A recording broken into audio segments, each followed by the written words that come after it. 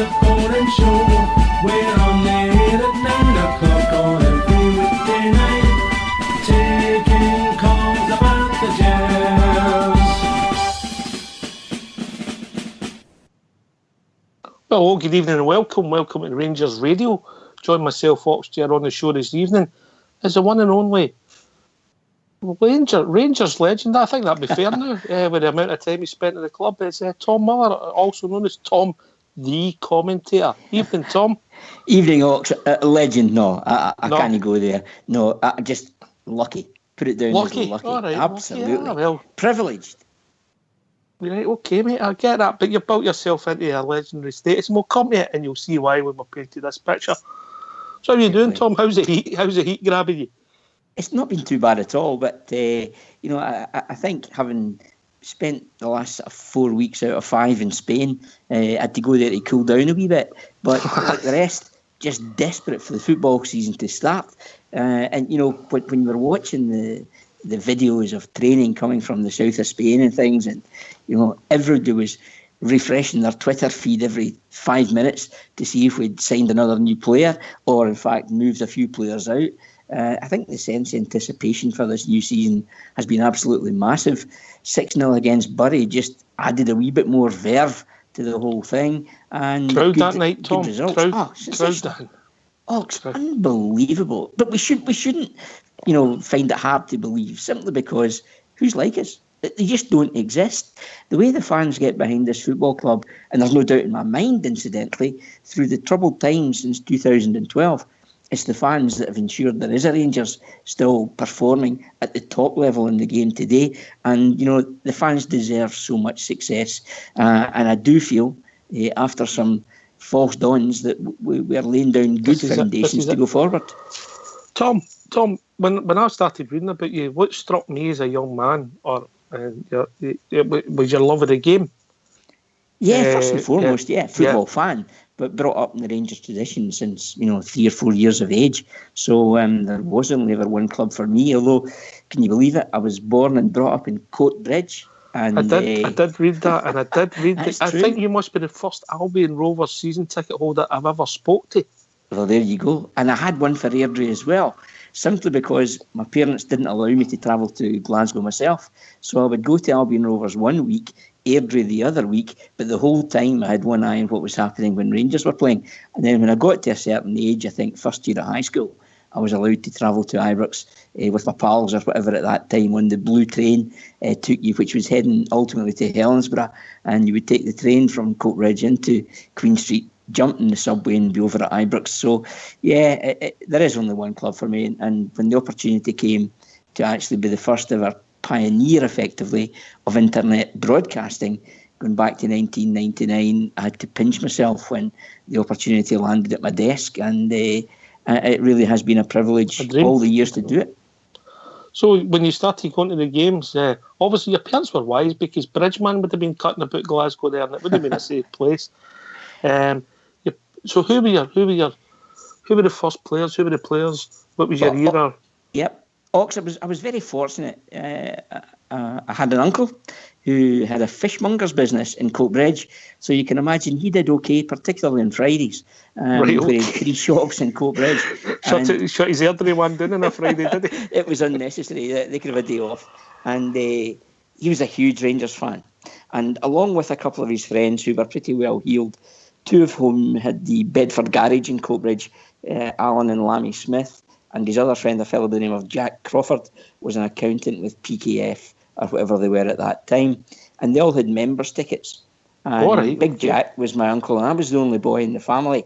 The rest, I think there were 3 girls, and I was the youngest and the only boy. And if one of Jack's cohorts wasn't able to get to the game on a Saturday, a phone call, I'm not quite convinced there was telephones on the go at that time. It might have been more somebody popped down and had a word with my gran and said, Tom can join us at the game tomorrow, and he got picked up at 12 o'clock or whatever. And you used to have to drive in through, Lightburn Road, in through Shettleston, Denison, Paisley Road West. It was like an hour and a half journey to get from Coatbridge to Ibrox. But Jack had a big Jaguar, and I was spoiled rotten. 5 or so years of age, and being driven into Ibrox Park in the Albion and walk into the members and sit in the second row. Richie Shearer, Caldo, Greg McKinnon, Baxter, Henderson, McMillan, Miller, Brandon Wilson. Actually, that team only played together twice, I believe. So it was generally the right half or the old right, inside right that was rotated regularly, with people like George McLean coming in and Ian McMillan perhaps dropping out. So that was the era. At that time, who was your heroes, Tom? Who was your first heroes in?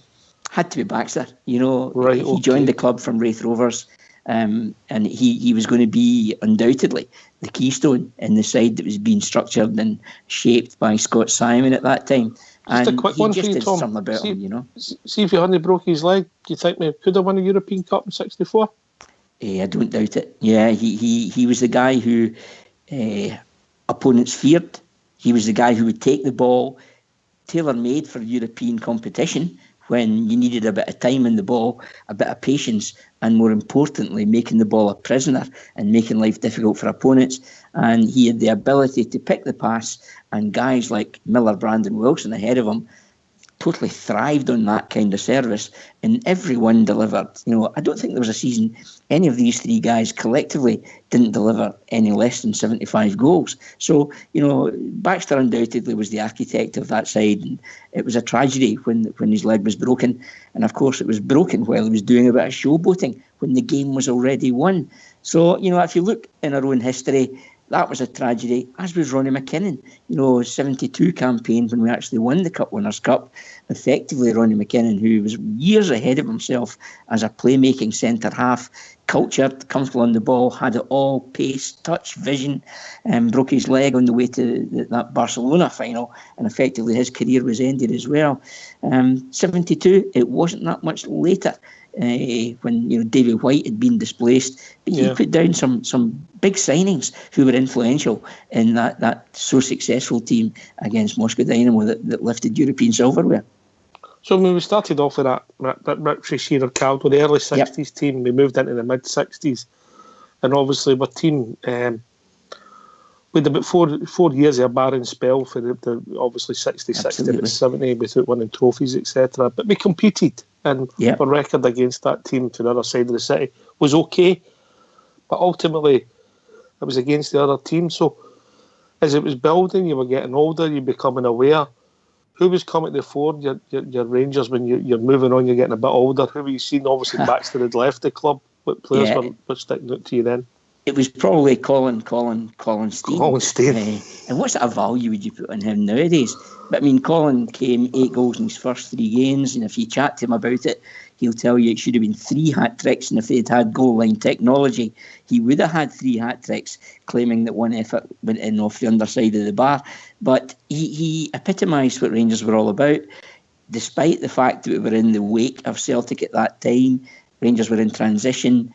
Colin Steen came at a relatively tender age from Hibernian, but he was like a big Alsatian round about the backside of defenders, never gave them a minute, was maybe just a wee bit short in quality by way of service, again through the transitional period. The management change had been obvious since 1967 when Scott Simon ultimately lost his position. The Berwick defeat was the absolute disaster.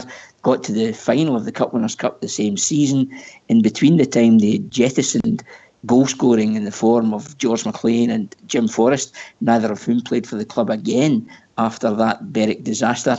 And they went into the match in Nuremberg against Bayern Munich with Roger Hind as a recognised centre forward, who was predominantly more of a wing half in his day. And we were so short of firepower, competed well, and it took a bit of a fluke goal from Franz Rott, incidentally, who's known as the Bull, not like yourself, Ox, who got that goal that counted. So, it could have been so different if we got a different result there.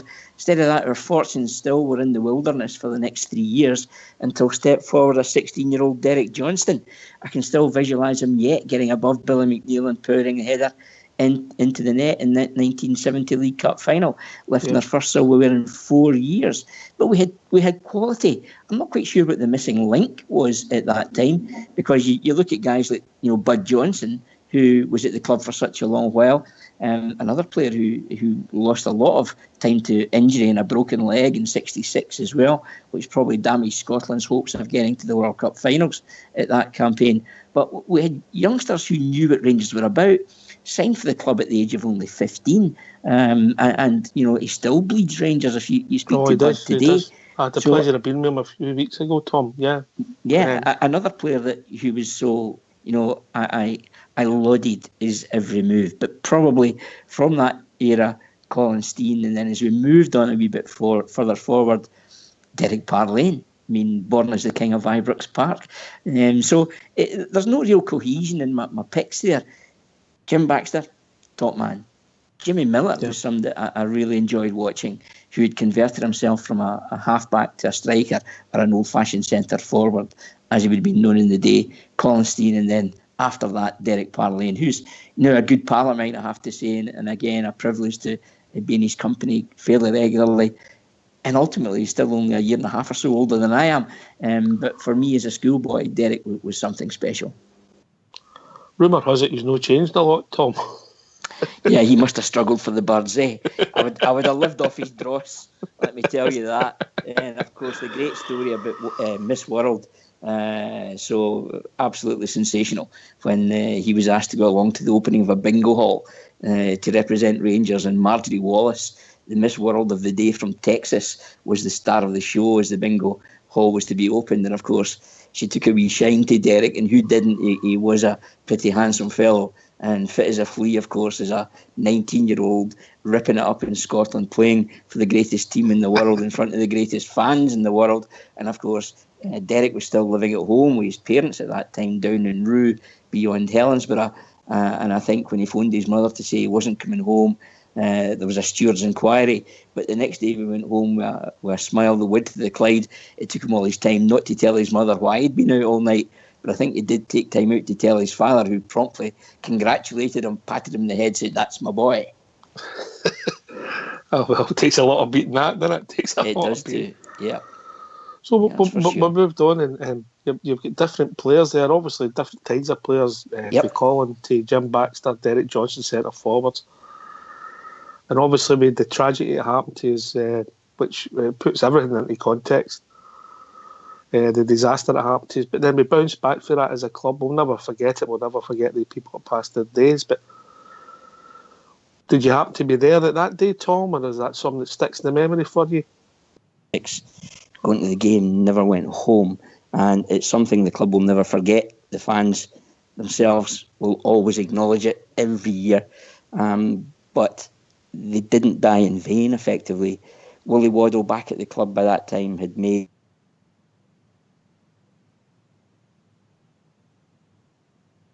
Well, we'll just talk about some of that just now, Oxy. Try to get Tom back. Some of the, similar ages. Obviously, Tom must be similar ages to Bridgeman, because when you think about it, there's similarities there with the heroes. You've got Baxter and then moving on to Colin Steen. So it'd be similar eras, but it just shows you at that time they two were maybe the players that people look to be their icons, Fox. Aye, Absolutely. well, Absolutely. Bridges came in there anyway. Aye, a lot of the players they named there was icons of mine as well, with Big Colin, Willie, Derek Parlane, etc. Same for you, Bridge? Absolutely, and he was right. We spoke about this not that long ago when we said that Rangers used to sort of rotated or changed.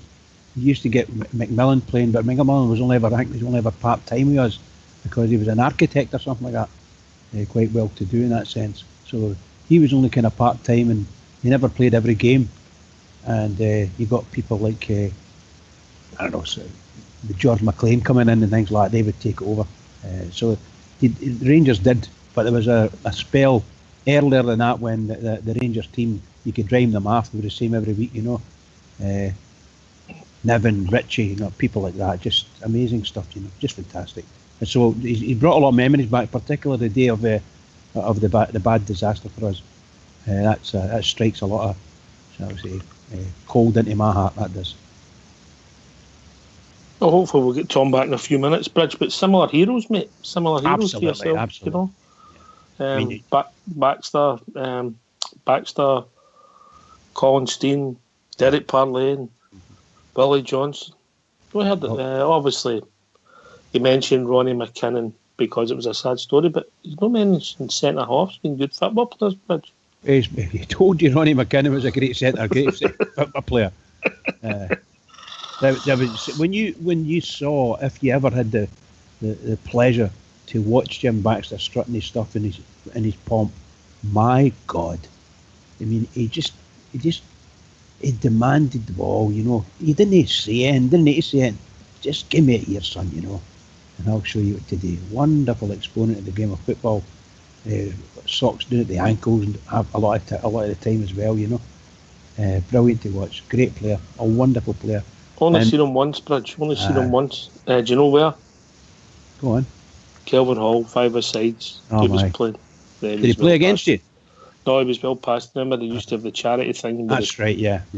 And he came on as obviously a lot of people were still there to see him, but he was past his sell-by date, you know. I remember, it's true. I'll never forget it. Me and my mate were up the Broomlawn end when he came back for England. And the first game he was playing was a pre-season friendly against Spurs, and there was like, I don't know how many was there, probably 60-something thousand were in the ground, you know. And Baxter was coming back, and he never came on at the start, but he came on at half time, and he walked out, and he was like a duck. He just went barely in front of him, you know. But still as smooth on the ball as ever. Fantastic. What a wonderful player. Wonderful. But we've had some good players. I mean, the man's right. He said it all there, you know. We had some really tough guys playing. That's why I say to you, but I told you I was a technophobe. There we go, Bridgman. Right, thanks, Tom. These Sorry things about happen. that. Listen, mate, it's live radio. There's no delay. Everything's live. It happens regular, mate. It's the internet. It's just the way it is. Listen, we were talking about the Ibrox disaster, mate, and your views on that and what happened, and that's when we're cut off. Well, it's a tragedy that we will never forget. The club will never forget. The supporters will never forget. 66 fans going to a game and didn't return, and it really was a tragedy of the highest order. And the club, I think, throughout the whole period of mourning, carried it with tremendous dignity. None more so than Willie Waddle himself, who had come back to the club in a management capacity after having given up manager of Kilmarnock, where he had won the league title against Hearts on the last day of the season. He had taken up a career in as a journalist, writing a column in the Daily Express at the time. Was very forthright, was very condemning when necessary of the Scottish game and whatever was going on, whatever was the hot topic of the day. He never shirked any topic that was worthy of discussion. But when Rangers came, Willie Waddle answered the call. And I can't think of anyone better in our history to have faced the trauma and challenges of the Ibrox disaster the way that Willie Waddle did, with the exception of perhaps the late, great Bill Struth, of course. And Willie Waddle's vision stands us in good stead today. He made sure that the club learned a lesson from that disaster, full respect to everyone that was at the game, and in particular the families who tragically suffered the loss. But Rangers immediately set off on a programme determined to upgrade Ibrox in living memory of those that lost their lives in the Ibrox disaster. And I think we'll have to look around the stadium today and see how advanced it was when you go back to the 70s when work started to make it, something very special indeed. And the annual anniversary of that disaster is something that the club recognise and will continue to recognise, and the way the fans embrace it and pay the ultimate respect to those that lost their life is commendable. We're a broad church on here. We talk to all generations, and it's always good to remind shall we say, the younger folk the history of the club, because that's what's made us the club we are today. Yeah? You're absolutely right, Ox. And I haven't quite managed to tune into the banter years of the disaster since 2012, and I haven't found that something easy to embrace. And I count myself very fortunate again to having witnessed half a century of Rangers Football Club and more. and the highs and lows that have gone with that. But the one constant has been the fans. Whether it's a generational thing, you're taken to the game as I was by an uncle, although occasionally my father would take me to a game. But he was a butcher. He had butcher shops in Coatbridge. And as a consequence, Saturday. well, a Friday was his day off then, effectively, wasn't it? By comparison, when they all went to Big Jack's fish shops. So between the two of them, they probably had the monklins sewn up when it came down to the diet of the masses or thereabouts. So yeah, you're taken to the game by a parent or an uncle or a grandparent, and you only have one desire, and that is to do the same for your own offspring and make sure that chain of affiliation and love for Rangers continues. Yeah, it's a learning curve in the Bulba history. So we move on, Tom, and we Sure. look at all the games. Obviously, the 70s have came and went, and we'll skip back, but go back before we go forward, because there's two people. You've also had the privilege of writing a couple of books, and it shows you how talented an individual you are, because anybody that can write a book, mate, is talented. Well, I can seriously, because it's not an easy thing to do, not a task. We've had the privilege of having Jeff Holmes on the show, and Jeff, same as yourself, anybody who writes books, even about a passion. Your first book, I believe, was about Simply the Best, as you called them. Yeah, Slim Jim, Simply the Best. That was the title, and it was a biography on Jim Baxter. And the reason I picked the title was the first Celtic game after his death. The Celtic fans held up a banner. They were playing Dundee United, I think, in the semi-final of the Cup at Hampden, the weekend after Jim Baxter had died, and they held up a banner in the Celtic end, Slim Jim, Simply the Best. Sadly, I can't see that happening in 2018 in the circumstance where the wedge between the fans and clubs seemed to be greater than ever before. But I thought that really was a wonderful gesture from the Celtic fans at that time, and it stuck with me. And as a consequence, I used that as the title of the book. I had no visions of writing a book. It came about almost by accident. I'd done something on a Scottish Cup game in the 60s for a magazine. It had been read by someone who then took it to a publisher in Edinburgh who had been looking for somebody to do a biography on Jim Baxter for a number of years. They asked me if I would do it. First and foremost, I was over the moon to be asked. Then the reality kicked in when I realised I had to churn out 80,000 words against the clock. But I did it the hard way, burning the midnight oil. The pleasures from it, Ox, was probably sitting down with guys like Willie Henderson for half a day and just hearing stories about Jim Baxter and Willie breaking into tears in the middle of discussions because he held the guy in such esteem. They were like brothers, effectively. Other guys like Davy Wilson, Ian Ewer, who was a teammate of Baxter with Scotland, who was a centre-half of some renown with Manchester United and Arsenal, south of the border, a giant of a centre-half. And guys like that, the stories were just, I was like a kid let loose in a sweet shop. I was just soaking up all this information about my first boyhood hero and a great football club like Rangers and a very, very good international team of the day as well that won twice at Wembley, and effectively England couldn't find a way to beat Scotland in those early to late 60s. It was a halcyon period for the Scottish game when you think back to the European campaigns at both sides of the city as well. So it was a delight, and to actually get it over the line, I really felt a sense of achievement. And the second book wasn't on my radar either, but the publisher again wanted something to recognise the life of Sandy Jardine. And while I didn't have a close relationship with Sandy, I was very au fait with the contribution he had made to Rangers over all the years as a player or from the commercial department, and ultimately the march to Hampden, etc., when he really became the front of house, the champion of the Rangers cause at that time, and the one guy the fans had total trust in. So having written the first one, the second one was much easier to do, but probably one of my proudest moments in life was to walk into W.H. Smith in Edinburgh Airport and see Sandy, the authorised biography, being Book of the Month for 2 months in a row. That was something that will live with me forever.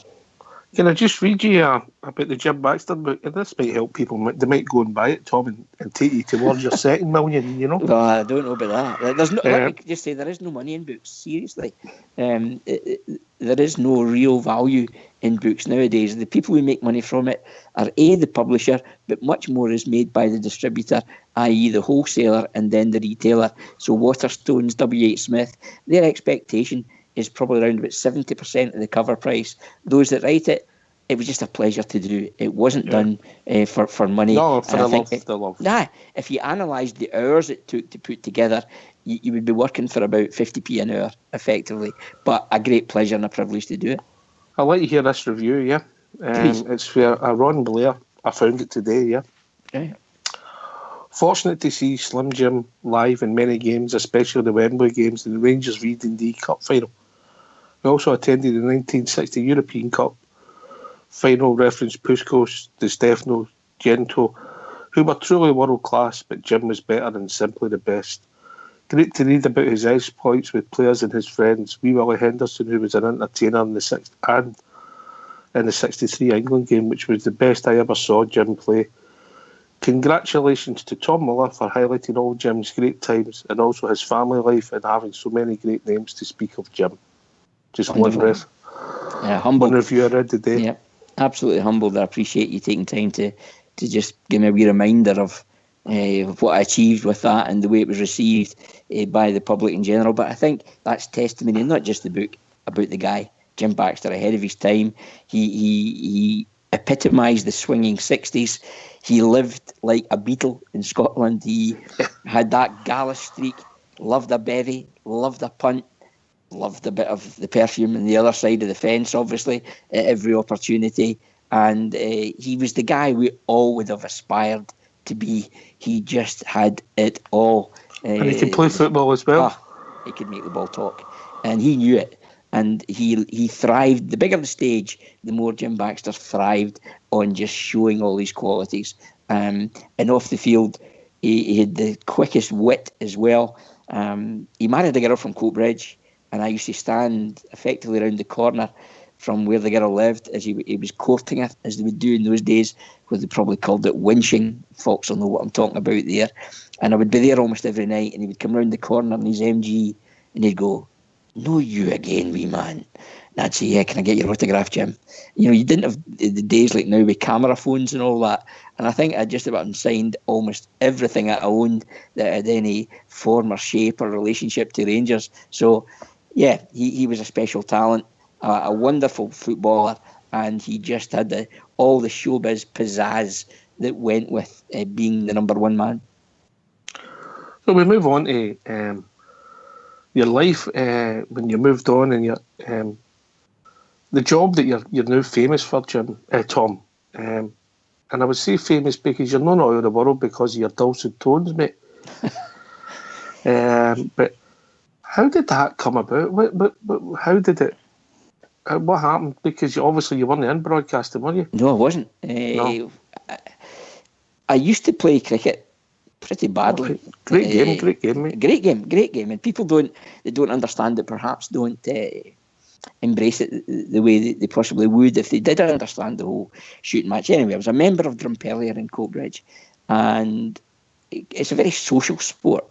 And every season we would have an end of season dinner, and also part of the club was a rugby section. And the rugby section asked me to speak as a guest at the rugby dinner if someone didn't turn up. And effectively they knew he wasn't turning up, so they tried to shoehorn me in because I had a bit of sense of humour and a bit of devilment, and I knew most of the guys. So I did speak at this rugby dinner, and the main speaker was John Jeffries, the Scottish and British Lion internationalist. And he said to me at the end of this 25-minute speech or whatever I did, he said, "That was fantastic, wee man. Will you come and speak at Kelso Rugby Club?" And I said, "Yeah, but I don't really do this." So I found myself going down to Kelso Rugby Club, and then I was asked to speak at a dinner for Cumbernauld United Juniors, where my friend at that time was the manager. And at that dinner, there was a guy who chaired the event, was with a radio station called Scott FM. And he said to me, "You seem to know a lot about football." And I said, "Yeah." He says, "You ever thought about getting involved in radio?" And I said, no, the opportunities never presented itself, but were it there, I would love to. And it was the summer. It was the end of the football season. So he says, well, what do you do in the summer? I said, well, actually now, by this time, I said, I look after a couple of professional cricketers from abroad, where I, not quite as an agent, but more through helping them out, I would organise their contracts and help them. They would be coming from abroad, and I would try and fix them up with clubs and things. So I said, I'm usually out and taking a cricket game on a Saturday somewhere. And he said, well, we do a summer sports programme. Do you fancy giving us a cricket report every week? So that's how it started. And as we got to the end of the cricket season, they said, would you like to do some football reporting? And, again, it was, yes, please. Is this really happening?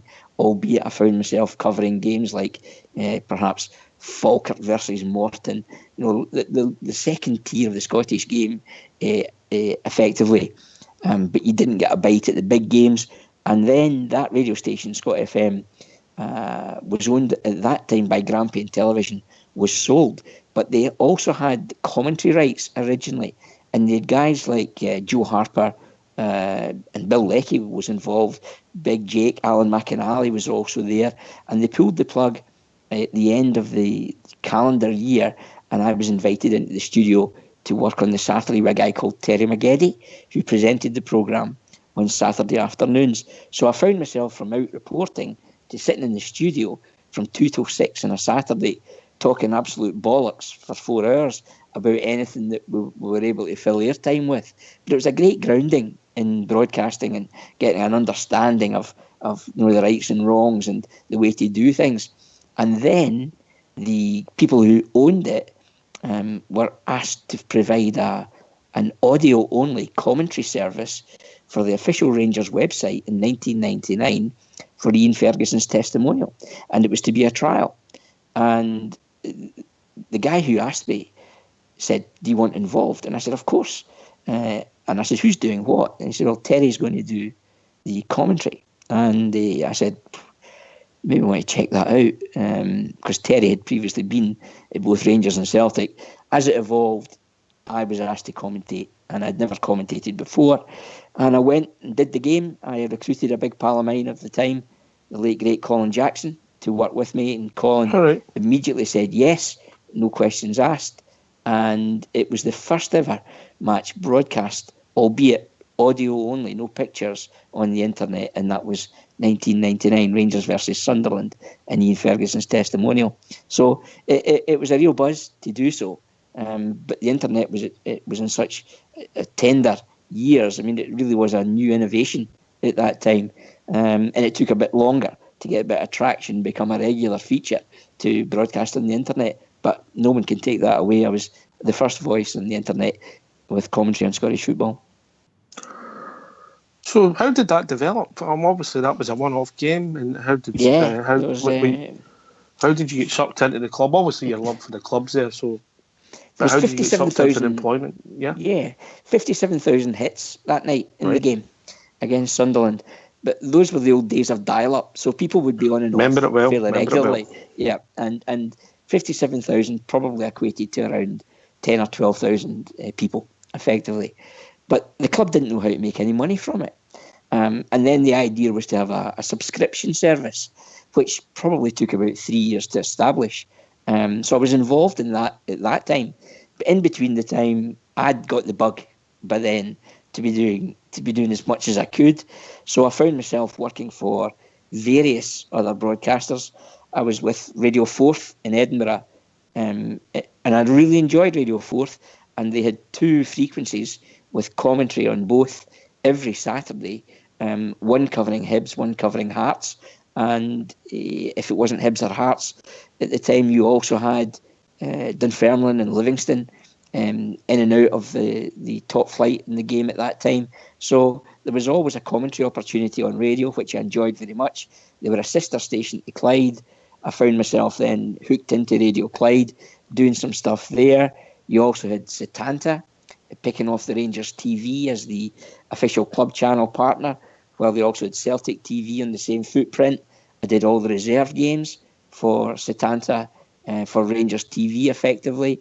I also found myself involved with a radio station that started again in Edinburgh called Talk 107, which was a bit unique, that played no music. It only was a chat station owned by UK TV, the same as Talk Sport, south of the border. I presented their Friday night programme, very Edinburgh orientated. I had Alan McLaren, the man who skippered Rangers to the 9-in-a-row triumph at Tannadice that night, in the maroon corner for me, and another guy called Stevie Cowan, the former Hibernian and Motherwell Aberdeen striker, in the green corner. And we used to have a lively show on a Friday night, and covered all aspects of the Scottish game. And again, it was just a privilege to do. But in between that, every time Rangers found another route to broadcast their games, I usually got the first call. So I've been back and forward a few times over the years, and for one reason or another, things changed. But it was never me doing as Ali used the term, walking away. It was down to other pressures within the club or whatever at the time. So here we are nearly 20 years later. And again, as I say, it's just a dream to be able to do so. And long may it continue. I know I'm just a fan like the rest. Yeah, you're maybe living the dream and enjoying it. Tom, I've got to come across and tell you this. I've just had a message that while we've been on air, one copy of your book is shifted. Slim Jim, Simply the Best on Amazon. Fantastic. Tonight. Well, we'll be on air. There we go. That's it. 50p in the pocket. Thank you, chaps. Yeah, so thereabouts. You only get something like 35p per copy. So you've started it. Did you know what it was going to take you? Because I mean, people are crying out to see all the games because, well, obviously the people abroad see them, but the broadcasting, it's going to change, isn't it? It will. When you've got things like Netflix, you've got Amazon, you've got Facebook, all now taking an interest in broadcasting games live, whereas the good old days of what was just STV or BBC sort of paying piecemeal and paying effectively coppers for the rights to do so. Even Sky don't really value the game anything like they do south of the border, and that's confirmed when you see Everton paying 50 million quid for a player from Watford. Come on. And who we've never heard of, by the way. We've never heard of. Exactly. They put a son on the end of the name, say he's from Brazil, and immediately they move the decimal point twice along the line. So, it's funded purely by broadcasting cash. And Scotland are the poor relations, and for me that's something that the hierarchy in the game at the SPFL and the SFA have to really go and sell the product and get a true value for it. I defy anyone to tell me that Monday Night Football on Sky, when Stoke are playing somebody like Bournemouth, has a sizable audience compared to any Rangers fixture that's broadcast by Sky or BT by comparison. And yet that one fixture between Stoke and Bournemouth will probably generate for the clubs one night on TV as much as Rangers or Celtic will get from the broadcasters for one season. It's absolutely absurd. I had the privilege to be in Orlando a couple of years ago with some friends, and I was up early to go and watch the game, and the Fox and Hounds and Kissimmee, and I took my friend with me who doesn't really understand the passion for Rangers. He's got different lights, and we went there at, I think it was about 7 a.m, me and my lad, we went there into this pub. He's like, there'll be nobody here. We walked in here, the place was East Fife we were playing. East Fife. Wow. Yeah. And the Incredible. place was absolutely mobbed. You couldn't believe it. It just shows you the passion. That's the tragic in reality, isn't it? That it's not about the level of opponents. It is just, when Rangers is in your DNA, nothing else counts. And I've been very fortunate. I've been in Florida with Rangers for the Naples Loyals 10th anniversary dinner. I've been to Toronto for NARSA. I've been to Australia for ORSA. And I don't underestimate how lucky I am to be given that opportunity and share time with Bears. And the one common denominator is Rangers, and we all want them to be back to what we've witnessed in the past. And as I said earlier, no one deserves it more than the fans themselves to get a bit of silverware. And you know what? I just think the guy we've got at the helm at the moment is someone who's got a winner, in his mentality like no other we've had in recent years. And if the players don't come with him with that winning mentality, they're off the train. Sure they'll be away. You're absolutely they'll be off right, the train. Off the train. Yeah. So you've started doing the commentary and you've done Rangers TV. What's the game? You've got to pick one now. What is the game that sticks out for you? What is the one that really you got emotional? I hope it's the next one, to be honest. Okay, I get it. I get that. Great answer, by the way. I see what you've done there. And I hope it's the next one again after that. But I think one that really will live with me there are so many, but one that of recent years that will live with me for a long, long time, and it was an audio broadcast rather than with pictures, was the 2011 League Cup final. And against Celtic at the National Stadium, the quick free kick from Vladimir Weiss, catching Celtic cold, pounced upon by Nikica Jelavic, fired it in against the inside of the post. It took the fair fortnight to run across that goal line, kiss the other inside of the post and nestle in the back of the net. And it was like slow motion, and it appeared to take for absolute ever to cross the line. That one was one that really sticks with me. Likewise, the 2010 League Cup final, when we were down to 9 men against St Mirren, and again Walter Smith came out the director's box. Ali had been in charge in the touchline. Walter came out the director's box, marched down the tunnel onto the track, barked the instructions, and the job was done. It was something to behold. So these are two that stick with me for a long while. In the early days, the European qualifier against Parma was one where, as a novice broadcaster, I nearly lost my excrement, for want of a better term, because the roof was raised at Ibrox and every hair in the back of your neck was standing on edge as the teams took the field. And of course, Tony Vidmar scored that night, an unlikely hero, and Rangers put a sensational Parma team to the sword, a team full of Italian superstars of the day, and Rangers beat them in every department. So, over the spectrum, loads that stick with me. Even them beating Dumbarton to get promotion, and back to the top flight. Another emotional 90 minutes as the teams perambulated Ibrox to recognise the part the fans had played. The tragedy is Mark Warburton probably didn't manage to harmonise the demands of the Championship to that of the Premiership, and didn't realise there was a quantum leap required on the quality of players to get you from one to challenging the other. The last day of the old regime in 2012, beating St Johnstone 4-0, the day that a certain Charles Green had held his press conference.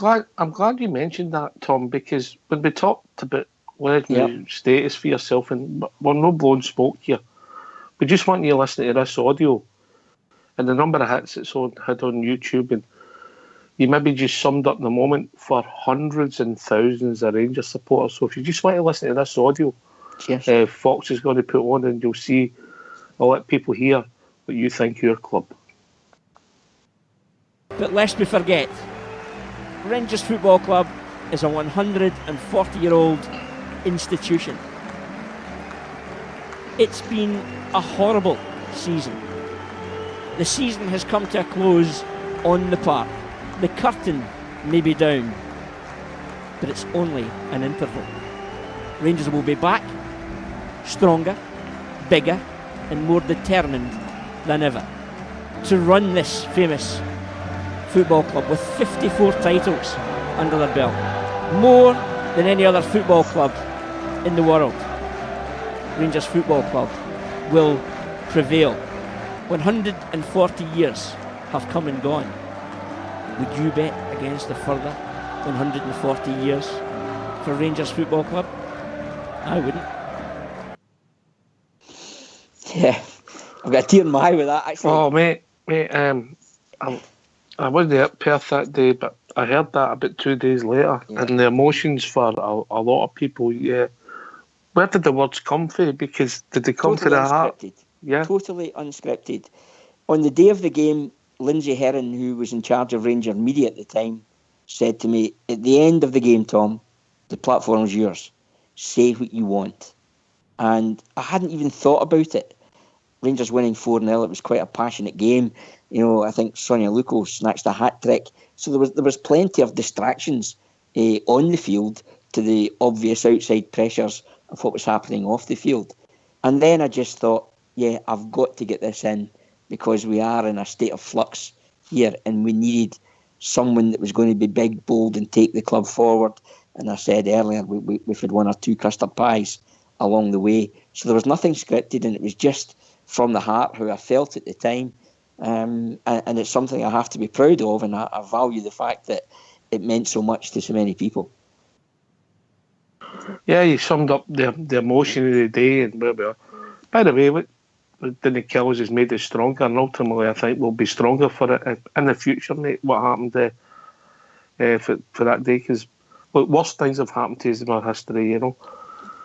When you do the commentary, on you go, mate, on you go. No, I was just going to say we went from that one where I actually said that I was full of the belief that Rangers would have played top flight football the following season, but some other forces within the Scottish game had other ideas, and as a consequence we found ourselves playing our next game after that day at McDermott Park, just further up the road at Brechin in the Challenge Cup, where we had to knit a team together just to compete, and we won effectively in extra time that day. But I think the reality of the situation probably still didn't really hit home until we went up to Peterhead and couldn't have a second strip with us because the original kit we carried clashed with the home team, and we took the field for our first game in the lower reaches on league business in a training top. And that's for me when we went, wow, this is the severity of the situation. But, you know, there are those who made decisions to position Rangers where they did who will have had sleepless nights on it along the period, because the decisions, in my mind, undoubtedly, were made for all the wrong reasons. They weren't made with the good of the Scottish game in mind. When you're doing the cup, yeah, mate, listen, I don't think that story's finished yet, and I think it'll run, and I think there's still stuff to come out that will ultimately prove that we were the victims. But we've moved on, and we're hopefully going for 55. When you're doing the commentary now, you've had some great guests on me. Yeah. And your double act with Hugh Burns has become quite... What's the goalie doing? Yeah. I've had some stick for that line for Shug, right enough. Even in the street, close to where I live, I'm getting out the car and the wee guy about 4 shouts, "What's the goalie doing, Tom?" I think, here we go. But Shug's passion for the club is absolutely, you know, it courses through his veins. And a true blue who still, wee side story for you, the day we launched the Sandy book in the Blue Room at Ibrox, I got a call that morning from Graham Souness. Would I mind if he came along? I'm saying, nah, this doesn't happen. Graham Souness doesn't phone me, the wee boy from Old Monkland and Coatbridge, to ask if he can come to my book launch. And actually, he was in an event in the Glasgow Concert Hall that night, and he was free in the afternoon. And Souness came along. But when I told Hugh Burns that Souness was coming along, and I was like a kid at Christmas, obviously, when I knew that was happening, Shug wouldn't come. He's still so bitterly frustrated that he was jettisoned by Graham Souness early on in that new regime, when Hugh had felt he had done enough to retain himself in the first team squad. But obviously Graham Souness had other ideas, and now all these years later, but 32 years later, Hugh still, you know, carries a real frustration that his Rangers career in his eyes was ended prematurely. But great to have him back at the club, great to have him involved, as are all the guys. You know, really lucky that the guys who join me in commentary are all equally determined to see Rangers back at the top. They all want to kick every ball in the proceedings as well. And again, it's just a dream come true to be sitting next to these guys and talking football with them, Ox. Did he? I mean, you've had some top pros on there. Really, when you think about it, even Hugh Burns, I thought was a smashing player when he broke into the scene. But you've had Alan McLaren, who was a great player, Derek Johnston, Lovenkrantz, Marco Negri, to name but a few. Did they see the game differently for you, Tom, having played at that level when you're having discussions maybe off air? I think they definitely do. I maybe see a few things through an educated eye only by the amount of football I've watched and the fact that I against maybe what other people maybe think, but I do put a bit of research in. I try and bring a wee bit of colour to the game, predominantly on opponents, because you tend not to know an awful lot about the other team. So I always try and just give a wee snapshot about the opponents, about what they've done and where they've played before. But as far as the finer points of the game, about shapes, about movement, about what players do when they don't have the ball, whereas to the less educated eye, we as fans are generally attracted to what the players are doing when they've got the ball.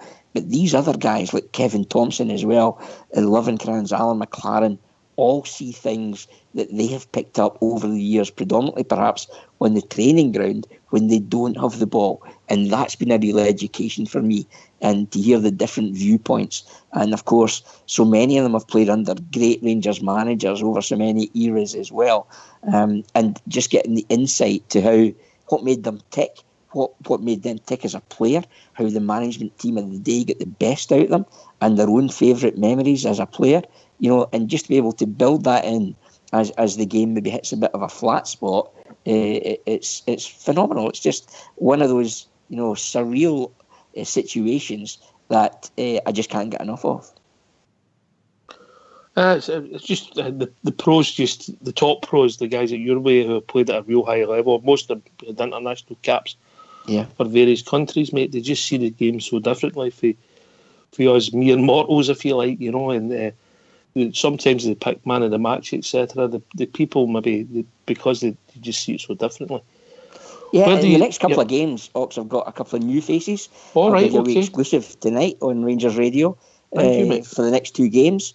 Tomorrow night we've got Ian Ferguson, the movie, not the one who's now living in Perth, Australia, but Ian Ferguson, who was signed by Jock Wallace from Dundee for £200,000, who himself in his career was a bit of a European specialist. Scored the winning goal in his first season to lift the League Cup as a Ranger, scored some sensational goals in Europe, one memorable free kick for Hearts against Bayern Munich.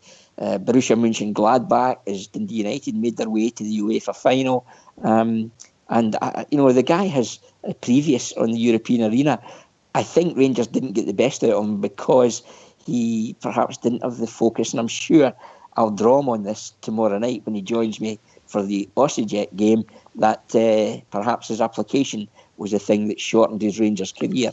So Ian Ferguson, IAIN, who was a schoolmate effectively at primary school and high school with a certain Gary McAllister.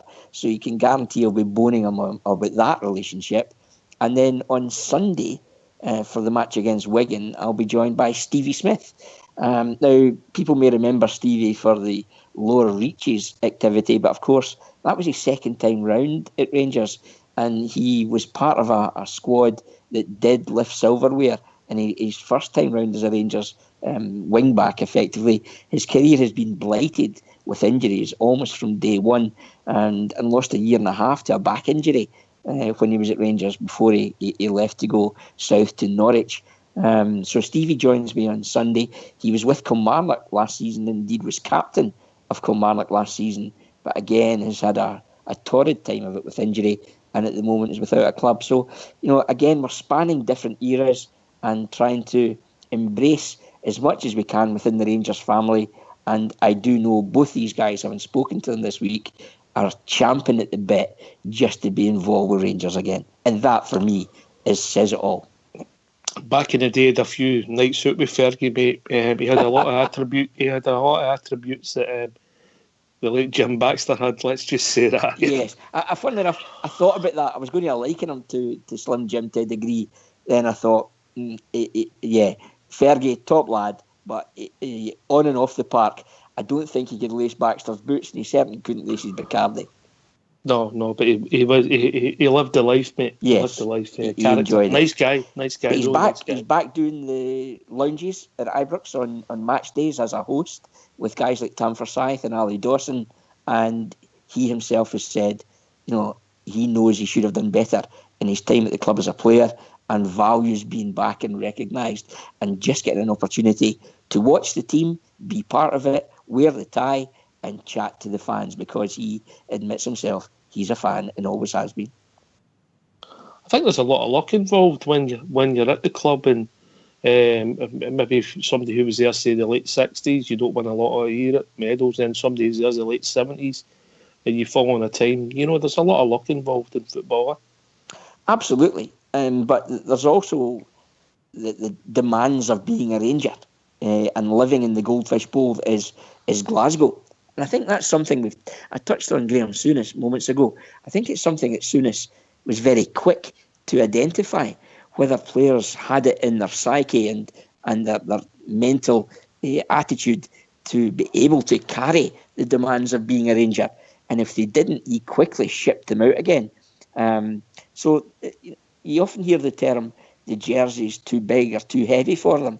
And I think we saw that through the lower reaches as well, when guys who should have scooshed the job for Rangers, guys like Ian Black, who came and should have taken no prisoners and was effectively a passenger at the club, and for me made no endeavour to actually make his mark there. And there was many others who came and through the doors with an attitude that was absolutely less than required when the club needed big characters. So there is a demand of being a Ranger, and I think it's so important that it's identified. And if they can't cope, they're no good to us. We need guys that you would want in the trenches as a first pick, particularly at this stage where we are just now. If we can't match Celtic with quality in certain departments, what we have to do is match them with work rate, demand of the players, the willing to go the extra mile, improve the fitness. And I think through Jordan Milsom this season, we've witnessed a step up in fitness levels. So we've got to compete with them. We've got to have the desire as we build the quality of the squad.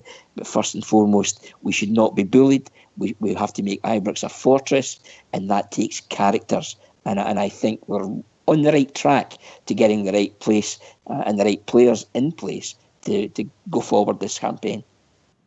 Well, Tom, the Rangers family's broad, and you're part of that Rangers family. That's an hour gone, mate. No way. Keep going. I'm not in a hurry. All right, okay, but well then. It was very quick. And, of course, we lost you for 15 minutes or something. So I know 10 o'clock's my normal bedtime.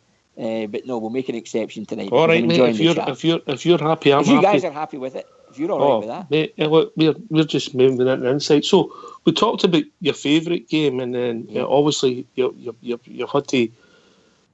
Ibrox is a cathedral. How do you see it compared to the other grounds you've had to visit while you've been doing your job? Do you know this? That some of the lower reaches, when you went to places, you felt you were on missionary work. But an awful lot of people were really pleased to see it, because there's still a major, can I suggest, feeling for Rangers around a lot of clubs throughout Scotland. People who work their cojones off for clubs like East Fife and clubs perhaps like Peterhead. But what you invariably find that a lot of the people behind the scenes have an affinity for Rangers along the way, and they open the doors to you and make you feel so welcomed. And it was an experience to go out into the wilderness of the Scottish game, effectively. And I described it as almost missionary work, to go and spread the gospel about what Rangers were all about. We found ourselves working in some very strange environments when it came to facilities to broadcast from, where you didn't have a gantry, you didn't have any elevated position to actually see the game. You were sort of sitting on the sidelines as snow and rain obliterated your notes and wind blew out your hands at times. You had to have a bit of a sense of humour as well, particularly when results weren't always what we were looking for along the way. But there have been some fantastic games that I enjoyed in the lower leagues. In the top flight, strangely, I've always enjoyed covering games at Tannadice, probably because of the position for commentary is one of the highest and uninterrupted, and you get such a view as the game unfolds. Conversely, the other side to that is you're about as welcome as dog dirt in your shoe sometimes, getting into some stadium. And, Celtic Park, for all this front that it has been built on the cheap. There's no other way to describe it. You get into the media area, there are cables everywhere. How do they get a health and safety certificate? Well, I don't know, but they seem to satisfy that requirement. But it's not a healthy place to go and work in. And from the outside, it looks an absolutely phenomenal facility. I can give you an assurance. Inside, it's pretty breeze block built and leaves a lot to be desired. It does not have the qualities and the quality of materials that's been used in construction the way that Rangers has either. So there has been a real myriad of good, bad and indifferent along the way. Hearts, well, broadcasting for TV, you were right in among the Hearts fans, and that was always challenging. And you would be getting a bit of the inverted commas banter, particularly when you're on a slanted commentary when it's Rangers TV. At the other side of the stadium, when you were doing audio or radio work, the Hearts fans immediately below you in the old enclosure were quick to let you know their thoughts as well. But great fun.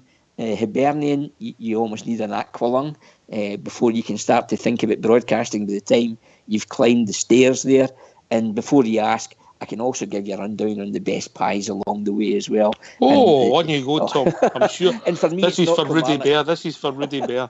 For Rudy, just for you, Stirling Albion was a great pie and an understated pie, and it's one that should be, remembered if you get an opportunity to go and see the Beanos.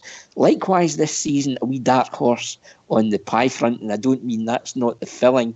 My best belief is it's mutton and maybe a bit of beef along the way as well. Has to be Livingston, and good value as well, although this year they'll probably stick an extra £1 on it in the knowledge that they'll have sold out their stadium to the loyal and true from Rangers, and that they'll pay the extra £1 with pleasure for a pie. So Livingston for a Premier pie, one to look out for, and on a free Saturday get yourself along to Forth Bank and enjoy a Beano's pie at Stirling Albion. I can't believe you just done that. No, See when you've started. You have an affinity with the support, yeah, because you're ultimately a supporter. Yeah. And you're meeting the support. Does it shock you, the passion for the club, or do you just take it now, or is there time where you're surprised?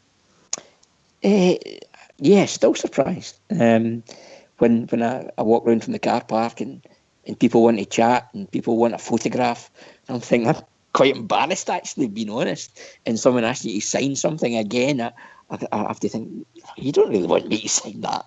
I mean, I'm just there to support the pictures on Rangers TV. But it tells you, the passion, the commitment that the fans have to the club is never ending. In any, smallest form of memorabilia, fans value greatly. And, on Twitter has been sensational. I can't believe I have 23,000 followers. No truth in the rumour that 21,000 are Celtic fans, incidentally. But there's a fair number out there. Let me just very briefly go back to that first broadcast, if I may, Ox, in 1999, when I said there was 57,000 hits. Excuse me one moment. I did the game, and the next day Rangers contacted me and said, Tom, did you live at 45 Aylesbury Road, Coatbridge? I said, yeah, I did. He said, have you got an email? It was 1999, I didn't have an email. They said, okay, we'll send you a fax. And they sent me a fax, and it read, listening to the game in my office in Calgary, Canada, can you tell me if the Tom Miller on commentary used to live at 45 Aylesbury Road, Coatbridge? Joe Christie. And this was absolutely true. This guy, Joe Christie, had moved via Hong Kong to Calgary in Canada more than 20 years before. I hadn't spoken to this guy, who was an immediate next-door neighbour where he lived with his parents. He was around 4 or 5 years older than me, and my parents lived next door. Hadn't spoken to him in the best part of 25 years, and he was listening to Rangers versus Sunderland on the internet in Canada. And then the bottom line to his email that went to Rangers was, P.S. enjoying the game very much, but I have to confirm I'm a Celtic fan. Wow. Confirmation, chaps. And any girls who may be with us this evening, this obsession is nothing new. Oh, we know all about that on here, Tom. We all know about that on here. That's absolutely true, the power of the internet. So I shouldn't be shocked. Here we are in 2018, but never taken for granted, and long may it continue. And I hope that I give the same passion back into the game as anyone else would if they had the opportunity within the boundaries of broadcast and Ofcom requirements, and of course the legalities that go with that along the way. Although at times it has been difficult not to come out with the odd profanity, and biting the tongue has happened on more than one occasion. When you're watching the games, Tom, and you're witnessing, I mean, we particularly last season, there's a few spring to mind, but when you're watching, you're seeing some of the horrendous refereeing's decision. How difficult is it to stay professional? And would you bring in VAR? What's your thoughts on that, mate, being a broadcaster? This is where I wish I'd called it a day at 10 o'clock. Joking. VAR in the first instance, I think, needs review. I think there's a place for it. I think to showcase it and give it its first outing at the World Cup finals was absolutely bonkers, particularly when it was still left open to interpretation. The management of it at the World Cup, I think, was all wrong. I think it's something that needs further review. It might be worth trialling it in something like the Betfred Cup. There's no European place goes for that. There is no real kudos nowadays for winning the League Cup, except perhaps the fact that it is one trophy towards a treble. So I think with a bit of fine-tuning, there's a place for it. Am I the guy to determine what's right and wrong and how it should work? Probably not. But I think anything that takes the game forward has to be reviewed with modern technology and brought to the table if everyone's on side with it. As far as refereeing decisions go, as a club channel, we are part of the SPFL, and the club have responsibilities not to bring the game into disrepute, which isn't easy when you look at things like the 5-5 in the last game of the season at Easter Road and other decisions that most definitely fall under the category of bizarre and certainly questionable. Again, you have to call it as you see it. The pictures don't lie. And, over the years, I've had a couple of friends who were referees. One no longer, retired referee, Stuart Dougal. And Stuart would be first to admit, and Stuart had a wee affinity for Rangers, despite what others might think. And you may remember the classic occasion against Partick Thistle, where Stuart told Christian Nerlinger to go forth and multiply, captured by the TV cameras, and Stuart was hit in the pocket and suspended for some games at that time for using foul language to a player, which must be one of the few in history where the referee actually told the player off rather than the other way around. But Stuart tried to let the players express themselves and let the game flow, although from the grandstand it didn't always look like that. But when it got personal and players would have a go, Stuart used to always say to them too, look, I'm having a bad game. What about you? You're having a shocker. And sometimes that was enough to diffuse a potential problem. I think what we have now is a younger crew of referees who have the eye in the stand and have to do it by the book. And sometimes they don't let the game breathe. They don't use a wee bit of discretion to keep the tempo and the pace in the game over pernickety. I know previous referees and some who are still in the top flight of the Scottish game who will have a word with their assistants pre-match and say, you're not here to make a decision. You can alert me to it, but if you alert me to a decision that I have missed, you better be 110% correct, because if you call it and it's wrong, I'll have your head. So, there's a lot goes on in the political side of officiating in games that we're not always party to. But I think there's most definitely room for improvement. And the referees who, like policemen, seem to get younger every year. My hope for the season ahead is that they let the game flow, use a wee bit more common sense, and try and give the players a wee bit of responsibility and only intervene when the players stretch that too far. Do the pros, when you're off camera, I don't expect you to name names, but do they see the referees different? Absolutely. I actually, last year, had to remind more than one summariser, co-commentator, about the responsibilities that go with representing the club channel in relation to criticism of officials. And the pictures don't lie, as I said, Ox. All we can do is let people make their own mind up and draw attention to the fact there would appear to be a sizable question mark against that particular decision. But yeah, we get totally frustrated by it, and we've got the benefit of replay, which not many others have. The referee doesn't have it. His fourth official doesn't have it. The fans don't have it. And an old referee pal of mine always used to say invariably the first decision to make is the gut decision and is usually the right decision.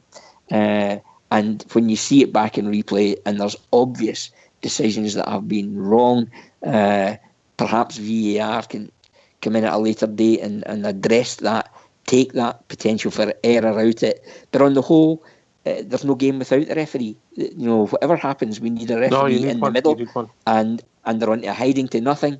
And let's hope that they step up to the plate, improve their lot, and deliver. And I often say on a match day when I see the referee, wishing you anonymity. And I think that is the one thing they all strive for in the 90 minutes is anonymity. Just get through it without any controversial decisions. And I hope we have a season where the controversial decisions are absolutely minimal. And let's hope that any that are contentious are not at the cost or the expense of points or red cards, perhaps, for Rangers along the way. Yeah, for waving to the fans at Capital. But we're not going into that too much. But last couple of questions. Well. No bother. Last couple of questions, Tom. Right? How excited? You said you think that Mr. Gerrard, or Steven Gerrard, MBE, who's came in to manage your club, can you feel a positive buzz in the club that hasn't been there for a while? Well, if I go back to the end of last year, I think it was the first week in November, on a Friday night, Rangers were due to play Hearts on the Saturday at Murrayfield. And on the Friday night, Steven Gerrard brought a young team from Liverpool to take on the Rangers development squad at Ibrox. And I was in the tunnel when the Liverpool team arrived at Ibrox, and Steven Gerrard ushered these young charges down the tunnel onto the pitch and then brought them back up. And I overheard them say to the kids of Liverpool, "Take this all in. This is a proper football club." And the guy had an aura. The guy had a presence. And the young Liverpool players clearly, hung on his every word. And he had the walk of a champion. He had the gallus and nonchalant gait of a winner who knows the game inside out. And when I heard he was a candidate to take on the manager's job, I was absolutely over the moon, because there was no obvious candidates out there that didn't divide the support as potential replacements for Pedro Caixinha. And when Steven Gerrard came forward, I thought, yeah, it's a clean slate, it's a gamble. But there isn't a managerial appointment out there that isn't a gamble. But what we've got is a guy who has global fame in the game. And if you haven't read his autobiography, I would urge anyone to do so. I read it while on holiday early in June, Steven Gerrard, My Story, and it leaves you totally confident that this guy, if he doesn't deliver for Rangers, it won't be for the want of trying, that he doesn't suffer fools gladly. Even in his early days as a player at Liverpool, he strived to be the best, and in the book he also confirms he would have booted any teammate in his way in training to be the best on the training ground that day. He just wanted to be the best, wanted his teammates to be the best, and wanted to be a winner. And that mentality, I'm sure, from his playing days will be carried forward into the manager's office at Ibrox. And I think the way the players have already responded to him is something that can be acknowledged. I think he's gone back to basics and addressed the defensive deficiencies, and clearly he wants to add another defender there, because with the exception of the first picks of Goldson and Katic, you're then into the youngsters like Aidan Wilson and Kyle Bradley for competitive places. So another centre half is, for me, an absolute essential. So he's addressing from back to front. First and foremost, be difficult to beat. And with Alan McGregor behind the rear guard, you've got someone who is an organiser, who knows the game, and again, like the manager, is a winner. He knows the club, he knows what's expected, and he'll give his all to deliver along the way. We need to sharpen our act in the final third. No shock that the manager identified that himself last Thursday, and I'm sure the coaching staff are working furiously and tirelessly to address that and give us a wee bit more of a potent force up top, and we're not a million miles away. All right, I've just got to give you some messages, mate. We've received tonight. These are people who've been listening and want to send in regards to your good self. Plymouth True Blues, Baillieston True Blues, Orange County Rangers Supporters Club, Super. Lagan Valley, Lisbon Rangers Supporters Club. And Plymouth have said, he's that good, we should kidnap you and not let you off the show. Well, I'll be happy to come on again, guys. And I'll give you a challenge, Tom. If campaign continues. Yep. If you want to come on and you think what you do, if you want to even take the time to name your all-time Rangers 11, we've tried it, mate. It's not an easy task. It's not easy. It changes by the day. You know, one night you have one team, and then you think, my goodness, how can he not be shoehorned in there? And you only have to think of left wingers before you go any further. How do you determine Laudrup, Cooper, Davy Wilson? Going back, Davy Wilson would chip in with 20 goals a season. A flying machine, equally comfortable playing as a centre forward as well. Cooper, a magician with the ball, who was such a good teammate that he just used to tell guys like Ian Durant and McCoist, get on your bike, I'll find you with the pass. And invariably he did. And Laudrup, who every time got the ball, that there was a sense of anticipation all around the stadium, and you were on the edge of your seat. So before you even think about, a battle for the right back berth over the years, or where do you shoehorn Baxter into midfield, how do you find a striker that would compete with the likes of Alan McCoist in his prime, Derek Johnson, who as an 18-year-old was like Franz Beckenbauer at the heart of the defence. We've had such quality over all the years. It would take a bit to determine my absolute all-time 11, and I'm quite sure I'd have a few sleepless nights in trying to do it, but it'll be a pleasure to chat with you again and give you a wee bit of a snapshot as to why I would pick certain individuals.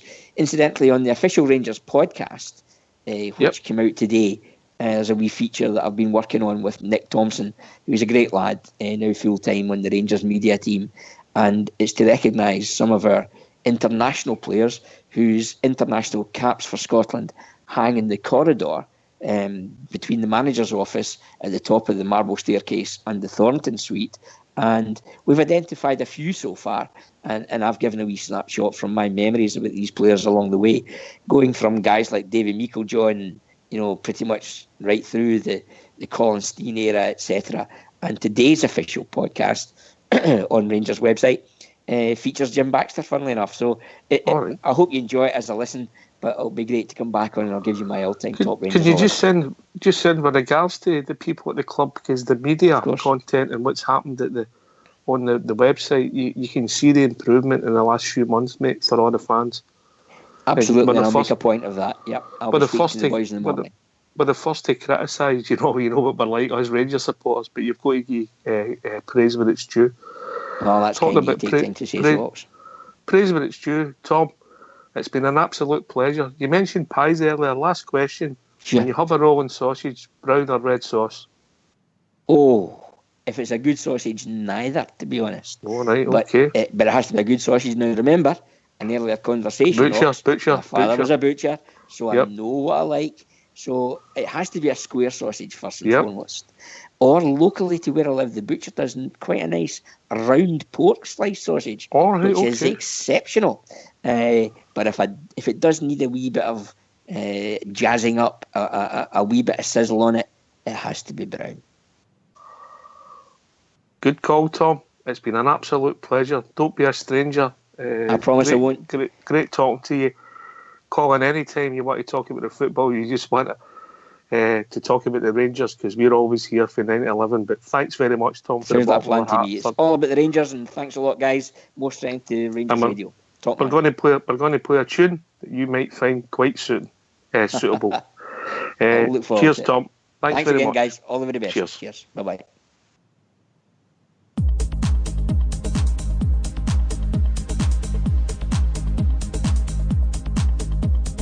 For a girl so young, to Glasgow City did come, seeking fortune and a new way of life. How could they all know their ambitions would grow?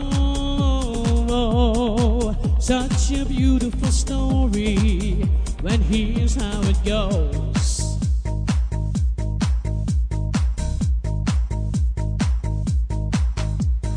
4 lads had a dream to start a football team. They had no money, no kit, not even a ball. They still carried on. The Rangers were born. 54 titles, we're still going strong.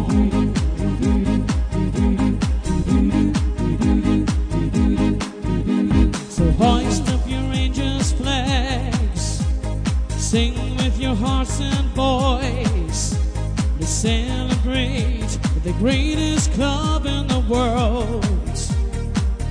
Let our history show what we already know.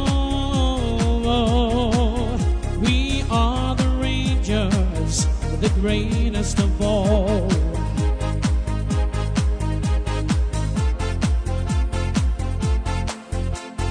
Four lads had a dream to start a football team.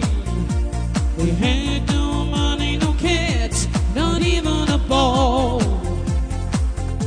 They still carried on. The Rangers were born. 54 titles, we're still going strong.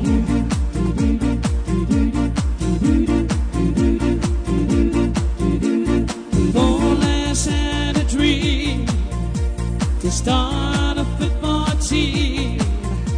They had no money, no kit, not even a ball.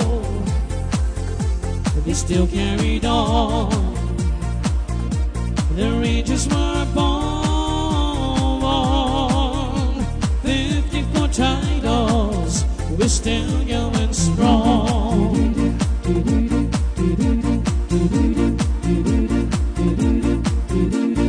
Four lads had a dream to start a football team.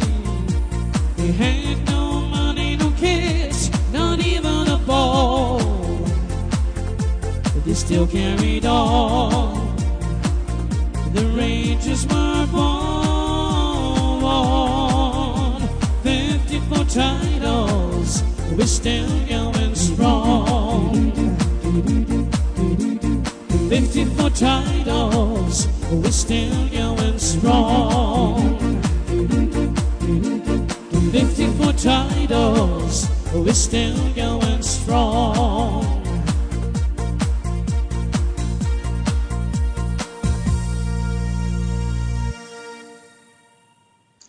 Well, thanks for that, Fox. I've been joined by Bridgeman, Ulster Bear, and the one and only Fox. Evening, gentlemen.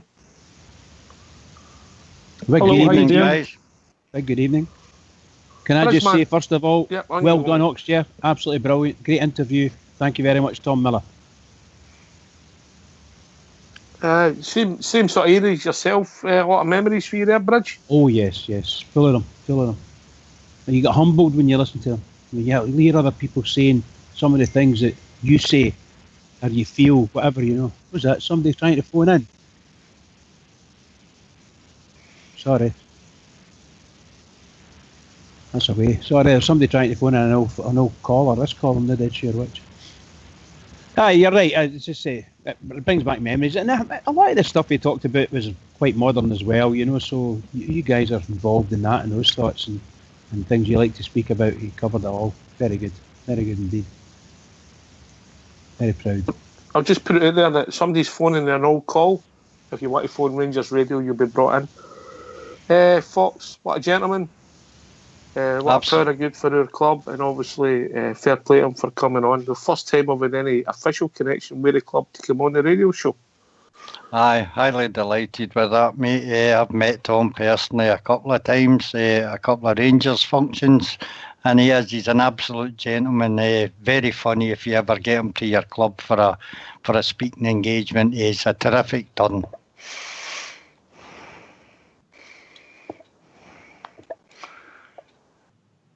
I know that. Could the caller please, that keeps phoning in using a no call, Please phone Rangers Radio, yeah. Yeah. Know your old call.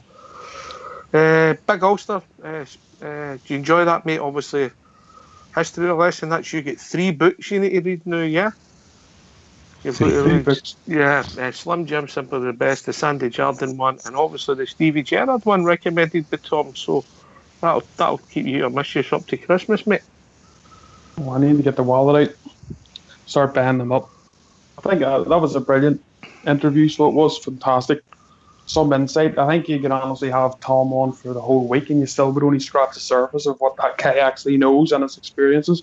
Unbelievable. And it's went down so well with everybody on all the different lobbies. The guys were really, really enjoyed that. Yeah. Thanks to yourself for getting in contact with him and making it happen, mate. We've also been joined by Rudy Bear, who's obviously here to find out how he gets to Stirling Albion. That was great, guys. What a great interview that was. Thoroughly enjoyed it. Sat here with a big cup of coffee and just listened away. Any biscuits, Rudy? Any biscuits? I had 3 or 4 custard creams, I have to say. Oh, class act, mate. Don't. Custard. Don't.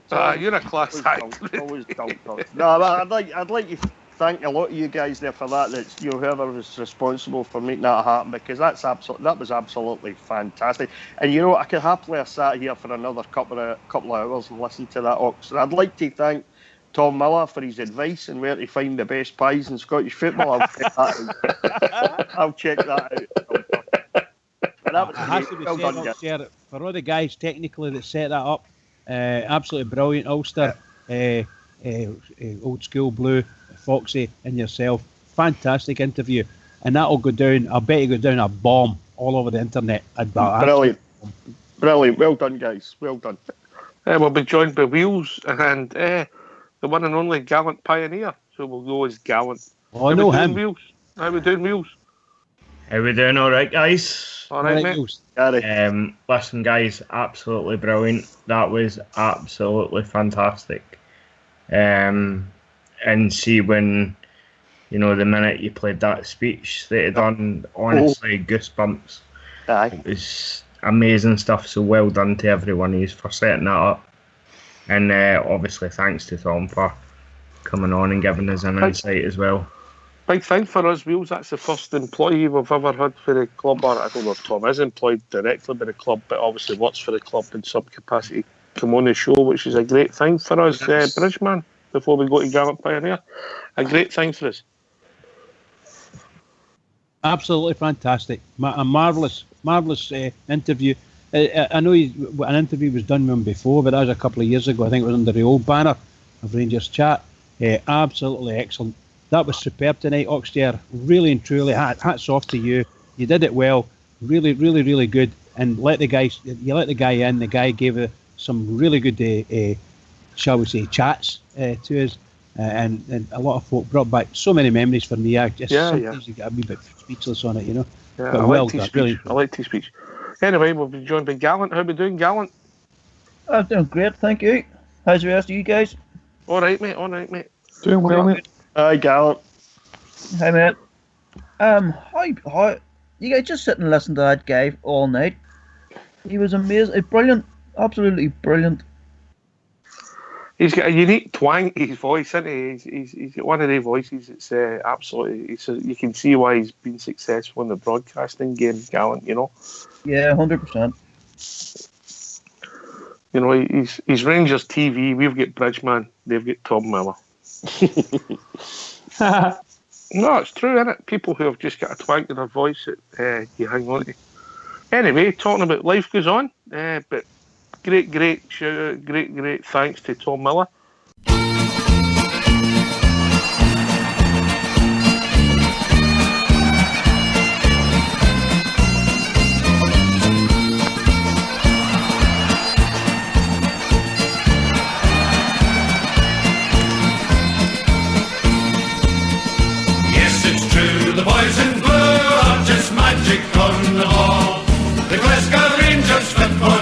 team's the greatest team of all. We support the Glasgow Rangers, doing it Ibrox is the place.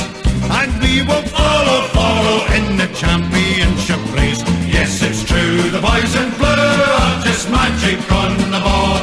The Glasgow Rangers football team's the greatest team of all.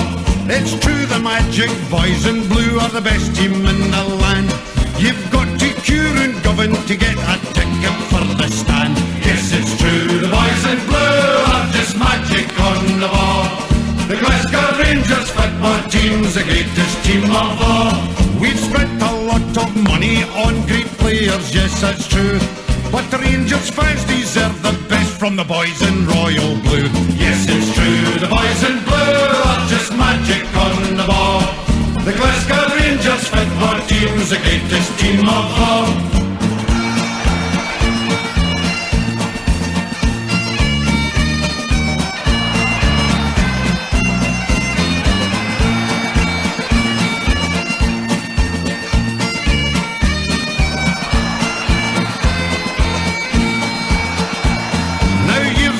The story, it was dismal, full of gloom. Now we're building an extension for the Ibrox trophy room. Yes, it's true, the boys in blue are just magic on the ball. The Glasgow Rangers football team's the greatest team of all. In Europe we'll be travelling by land and sea and plain. The teddy bears have got the bears and we're on the march again.